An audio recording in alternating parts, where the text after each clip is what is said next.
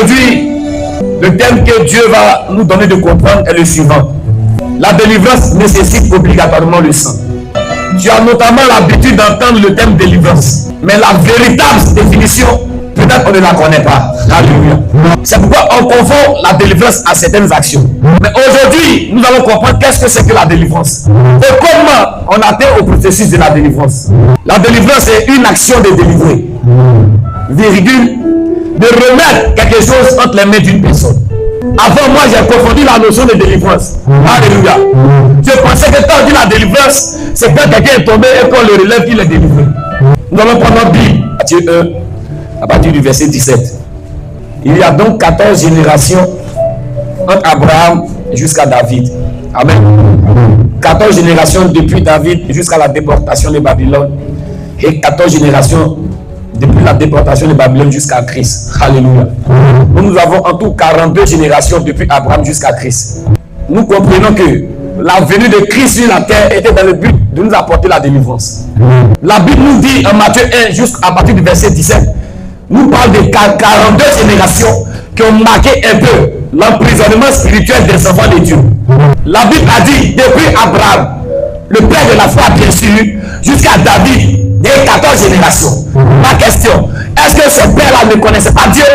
Jusqu'à ce que Christ vienne, il y a 42 générations qui ont demeuré parfois d'autres personnes dans la prison spirituelle. Quelqu'un qui marchait avec Dieu, quelqu'un qui était peut-être chrétien, mais c'était aussi captif. L'action de Jésus à la croix est une action spirituelle. Jésus pouvait bel et bien venir sur la terre, exterminer ses ennemis, ou encore nos ennemis et repartir. Mais Jésus était obligé de partir à la croix de Golgotha, parce que si son sang ne versait pas, il n'aurait pas de délivrance pour nous. Jésus arrive à la croix de Golgotha. À un moment donné, Simon-Pierre veut dérouter la destinée des chrétiens. Maintenant, Jésus lui dit, mais pourquoi tu coupes son oreille? Je ne t'ai pas envoyé dérouter son oreille. Jésus a pris son oreille, il a collé. Parce que le but pour lequel il était venu, c'était que son sang coule. Arrivé à la croix de Golgotha, la Bible dit tout est accompli. Depuis Jésus faisait son ministère, on n'a jamais dit tout est accompli. Il faisait les miracles, on n'a jamais dit tout est accompli. Il faisait la résurrection, on n'a jamais dit tout est accompli. C'est lorsque son sang touchait la terre que la Bible nous a dit que tout est accompli. Si tout va s'accomplir dans ta vie, si tu n'arrives pas à verser le sang, tout ne peut pas s'accomplir dans ta vie. Que tu sois choqué, que tu sois surpris, la vérité, avec humilité, c'est la vérité. Si tu n'apprends pas à verser le sang, tout ne peut pas s'accomplir dans ta vie individuellement. Et on est chrétien, mais on reste dans une physionomie où on n'a même pas le père du cœur. On s'est dit qu'on a accepté Jésus. Est-ce que le nom de Jésus nous a accepté? Parce que si tu as accepté Jésus, il y a des processus à suivre. Bien aimé, tu vas prendre ta Bible avec moi, Matthieu 6, verset 33. Cherchez premièrement le royaume et la justice de Dieu, et toutes ces choses vous seront données par-dessus. La Bible dit cherchez premièrement le royaume, deuxièmement la justice, troisièmement tout. Processus là. Si toi un chrétien qui a sauté une étape, alors tu n'es pas encore passé à la délivrance. Premier, le royaume. Tu dois être en contact avec le divin. Quand tu es un chrétien baptisé, la première des choses c'est de chercher à connaître Dieu. Quand tu cherches à connaître Dieu, et que Dieu te reconnaît par la justice, alléluia. Quand tu es baptisé et que tu connais Dieu, Dieu ne te reconnaît pas. Dieu ne te reconnaît pas parce que tu n'appliques pas lui sa justice qui est équivalent aux lois qu'il a établies dans le monde spirituel. Le chrétien qui applique la justice de Dieu en connaissant les lois spirituelles, c'est lui que Dieu reconnaît. C'est pourquoi tu vas remarquer, certains chrétiens ont besoin de deux choses, mais comme ils ne connaissent pas les lois établies dans le monde spirituel, ils demandent Dieu en tant mais il ne peut pas agir. Parce que Dieu ne les reconnaît pas. Toi tu connais Dieu, mais il faut que Dieu te reconnaisse par sa justice en toi. Pour que toi tu puisses avoir le tout qui est en troisièmement établi. Cherchez premièrement le royaume. Quand on t'évangélise, on te parle de Dieu. Quand tu as accepté Dieu, tu n'as pas tout eu. Tu n'as pas tout possédé. C'est pourquoi aujourd'hui, nous les chrétiens, on se dit comme on est devenu chrétien là, on a tout fait. Dieu ne nous reconnaît pas. Mais la justice de Dieu t'amène à suivre le processus de la délivrance. Ça va te donner d'avoir les différents degrés d'autorité dans le monde spirituel. Quand tu appliques la loi de la justice de Dieu, ça te donne de comprendre certains fonctionnements du monde spirituel. Tu as accepté Dieu. On te parle de délivrance, tu dis non. Pour avoir 1 million, tu ne gagnes pas. Est-ce que Dieu est pauvre? Non, Dieu n'est pas pauvre, mais tu n'as pas la justice de Dieu. Alors Dieu ne te reconnaît pas. Si tu es chrétien, si je suis chrétien, que je n'ai pas encore fait ma délivrance et que je suis ici, il faut que je reconnaisse que Dieu ne me reconnaît pas. Si ce n'est pas le manteau de mon Père qui donne à Dieu de me reconnaître.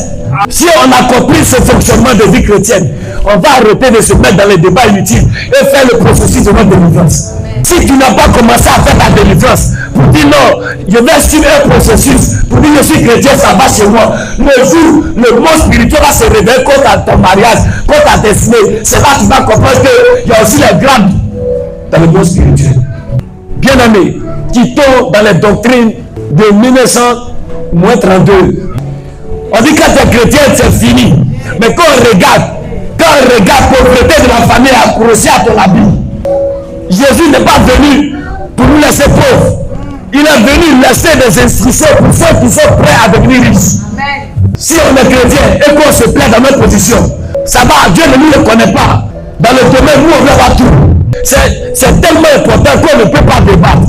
La délivrance. Et la délivrance ne finit jamais. Quand tu es chrétien, si tu n'es pas encore mort, tu seras toujours en train de suivre le processus de la délivrance. Mais un nous qui n'a pas encore commencé, le royaume, c'est connaître le divin. On t'évangélise, tu deviens chrétien, oui, tu as accepté Dieu. Mais arrête-toi que le divin te reconnaisse par la justice. Que tu le connais et qu'il te reconnaît, c'est maintenant que tu peux avoir tout.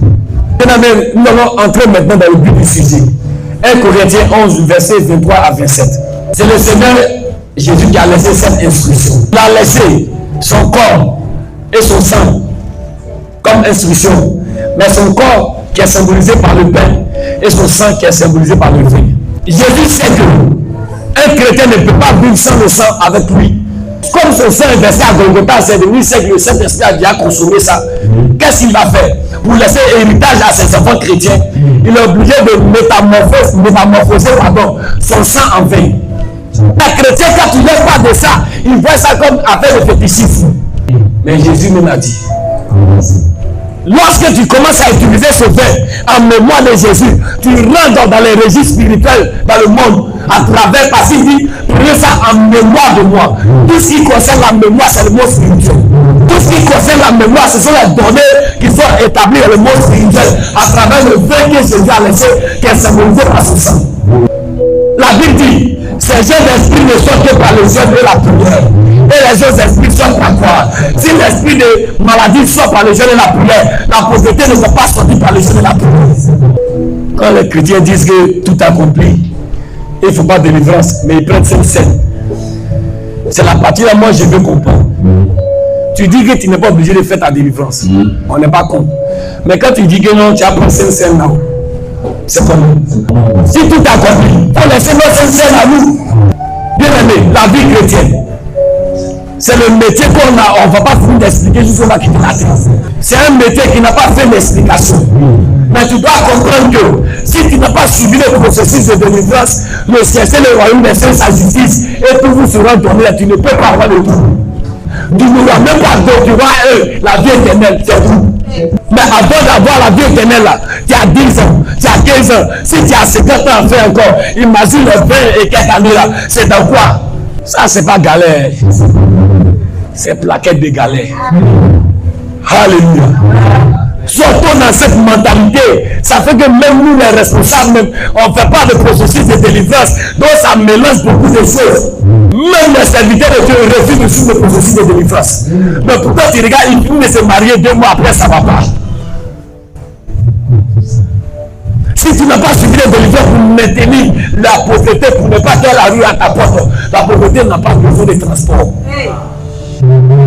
Non. La pauvreté n'a pas besoin de transport. La Bible dit, Jésus est omniprésent, omniscient, omnipotent. Les esprits aussi sont omniscients. Alléluia. Donc ce que tu connais en Jésus là, lui qui a dit que tout est accompli, mais il laisse son sang en mémoire de lui là. Lui aussi il sait que les esprits se déplacent comme lui. C'est pour que tu sois enraciné dans la vie chrétienne qu'il a laissé ses recommandations. La clé du monde spirituel, c'est le sang. La Bible dit le spirituel réjouit le physique. Donc Donc ce que tu veux là, ça vient du spirituel. Mais si toi tu ne manipules pas le sang pour amener à l'existence ce qui n'existe pas, et puis tu as la foi simplement, la foi seule ne déplace pas tout. Tu as la foi. Mais on te dit qu'avec le sang de Jésus, on peut avoir ça divine. Non. Donc tu n'as pas la foi. La foi, mais c'est quoi? La foi, c'est un mystère d'ingrédients. Alléluia. Certaines personnes vont définir la foi comme je crois simplement. Non, la foi, ce n'est pas le fait de croire simplement. C'est croire accompagné de quoi? Je crois, mais ma croyance a appuyé sur l'instruction de Jésus qui m'a dit que de prendre le vin en mémoire de lui. C'est là que tu amènes à l'existence ce qui n'existait pas. Parce que le monde spirituel n'a pas besoin de marteau pour ouvrir une porte. Le monde spirituel a besoin de sang. Nous allons voir quelqu'un qui a utilisé le principe que Dieu a établi pour rebâtir certaines choses. Tu vas prendre Néhémie 2, verset 1 à 5. Néhémie qui était chrétien, comme toi et moi qui sommes chrétiens. À un moment donné de la vie de Néhémie, le chrétien, il y a des portes qui sont fermées dans sa vie. Néhémie s'assoit un matin, il réfléchit. Il n'a pas de solution. Il s'assoit un soir, il réfléchit. Aucune solution.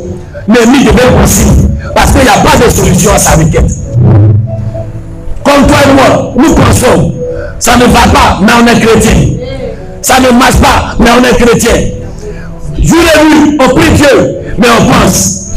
Mais ce qui va marquer, Néhémie était spirituel. Ma question pour toi, visage de Néhémie là-haut, c'est le jour où on lui a offert vin là, qu'il a vu que c'était tout soumis il y a longtemps. La Bible dit, Néhémie, il a trouvé qu'il y a le vin devant le roi, qui est un esprit. Ma question, il y a longtemps, il était triste, ou bien c'est le jour seulement. Maintenant, s'il y a longtemps, il était triste, et qu'il aime Néhémie, pourquoi il ne lui a pas demandé, il y a quel problème? Et que c'est le jour, Néhémie dit le vin, qu'il prend la peine de demander les choses dans la vie de Néhémie. Tu vas comprendre que tu es chrétien, mais tu ne sais pas manipuler le vin. Néhémie décide d'offrir. Il n'a pas donné. Il n'a pas donné.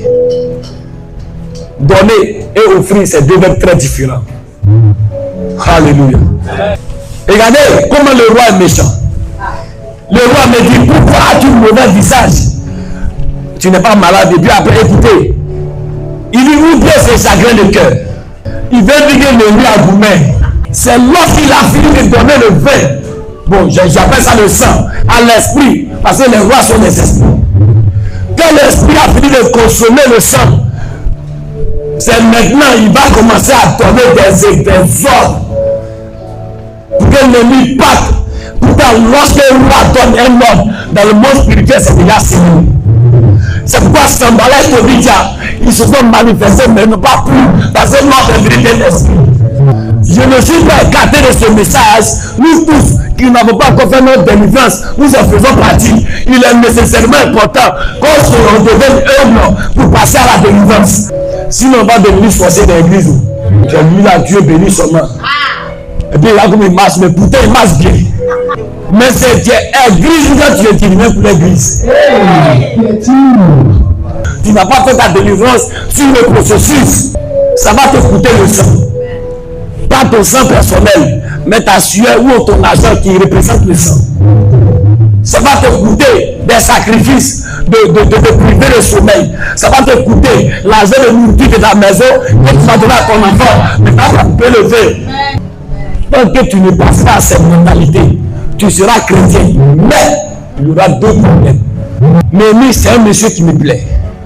Quand on parle de délivrance, écoutez, après qu'il ait offert le vin à cet esprit-là, et que le roi a écrit une lettre, c'est avec ce mandat-là qu'il a pu rebâtir les murailles. Toi, tu veux rebâtir les murailles de ta vie, mais tu n'as pas le feu vert. Dieu ne délivre pas un peuple s'il n'a pas versé le sang. Même Samson, qui devait commencer la délivrance, ils ont crevé ses yeux. Quelqu'un qui va commencer à délivrer le peuple. Et la bataille qu'il est rentré dedans, elle est finissée. Attends, cette bataille qui fuit, c'est pas là qu'on fuit. Alors, c'est préfère comme ça pour ne pas faire de combat spirituel. Mais le combat spirituel va te faire. Bien aimé, ça fait rire, mais c'est une réalité. Donc, voyons vous-même. Qui peut d'entre nous ici n'a pas les désirs. C'est une question générale. Nous tous, nous avons un vœu, un désir, une position qu'on adhère dans la vie.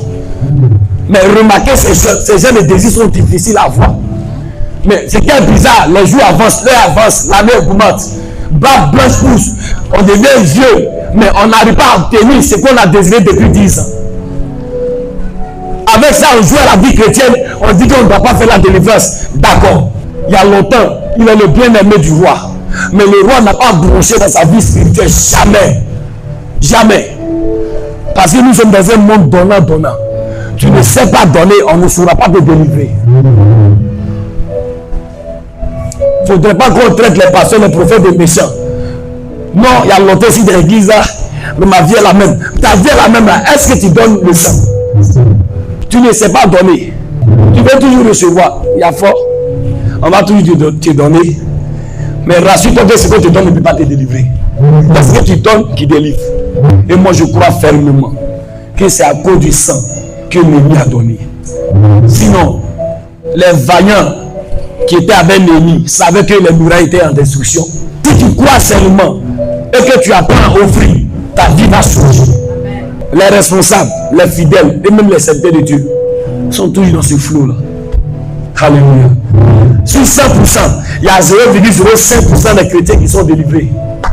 Mais lorsque tu commences à suivre le processus de la délivrance, tu transpires, tu souffres. C'est pas facile. Il y a des obstacles qui viennent. C'est compliqué. Parfois, la maladie commence à lever dans la famille. Mais si tu tiens bon et que tu suis ton processus, forcément, il y aura la paix dans ta famille. Amen.